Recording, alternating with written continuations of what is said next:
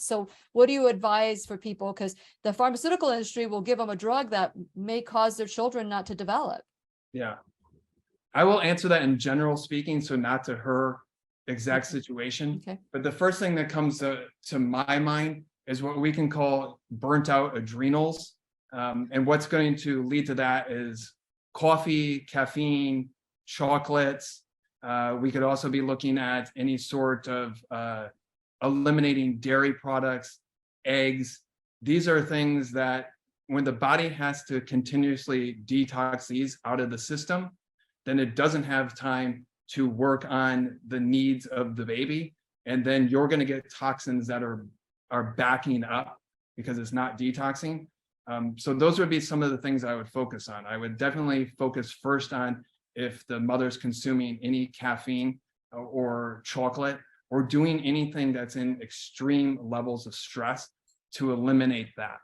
And I would say you would also want to increase your amount of fruit that you're eating. So if you're getting headaches, that morning sickness is, dehydration. So fruits are going to be very hydrating.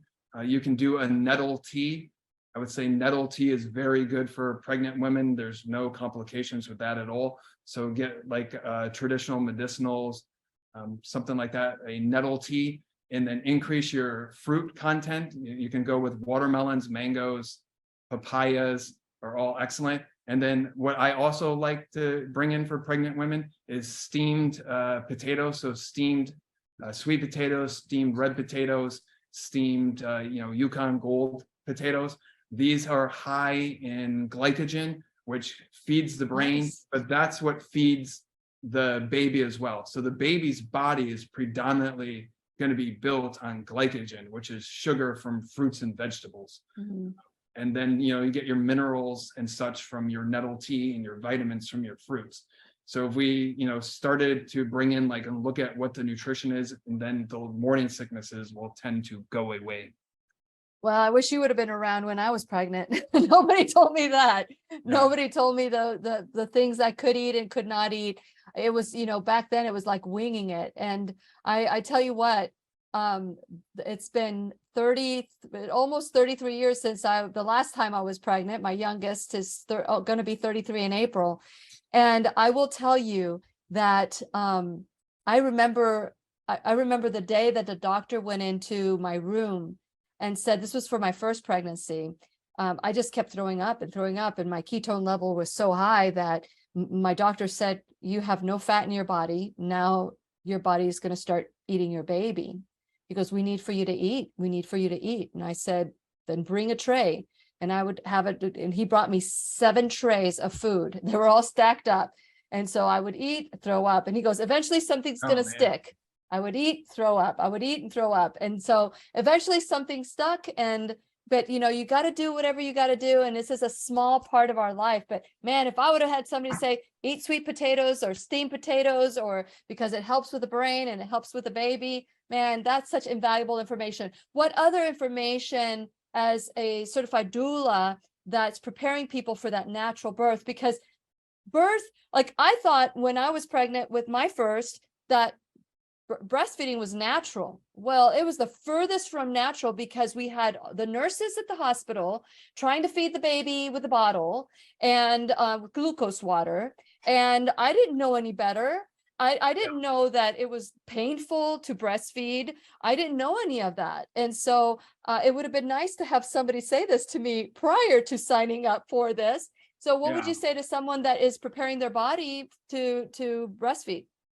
So when you work with me, it's a whole system. So I've had people that kind of get mad and they're saying, oh, well, you need to do this at this point. And I said, well, if the clients work with me for 9 months till they got pregnant, they've been working with me for the last 9 months, they're not going to have this deficiency of this, this, and this. So they don't have to do all this, weird stuff that's just trendy, but it's not optimal for the birth. I would just say, don't get stuck in that, oh, well, I only have a little bit of this poison, so it's fine. Or my intuition says that I should eat this ice cream. Our intuition is hijacked by marketing and media and promotions and the televisions. There's boards that pay a random sitcom to make sure when that woman on the sitcom is pregnant, that they show her eating giant hamburgers and saying, "Well, get that out of there. I want the tub of ice cream."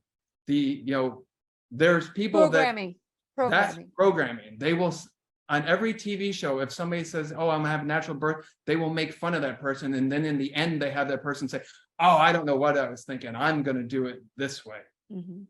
So what we have to do is, if we start, we're hydrating and, drinking our nettle teas and our coconut waters and just clean, not tap water. And then we work, we're eating our fruits and our vegetables, and we're eating stuff high in what builds a baby, and we're avoiding, these rancid fats and oils and sugars and, all the stuff that I could list. Then when we get to that situation, we're not feeling like, "Oh, I'm craving this and I'm craving that. My baby must need that, or they wouldn't be telling me this." You just stick on the same fruits, vegetables, superfoods, whatever it may be, with quality supplements, and you go all the way through that process. That's the situation that gives you the most optimal birth.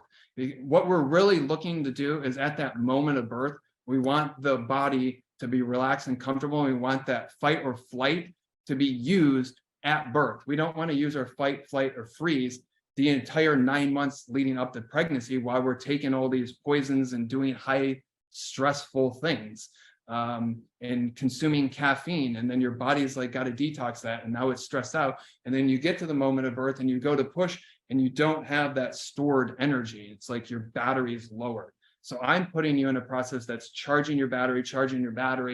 Now you got fertile. Now we're charging your battery, and now we're at this moment of natural birth.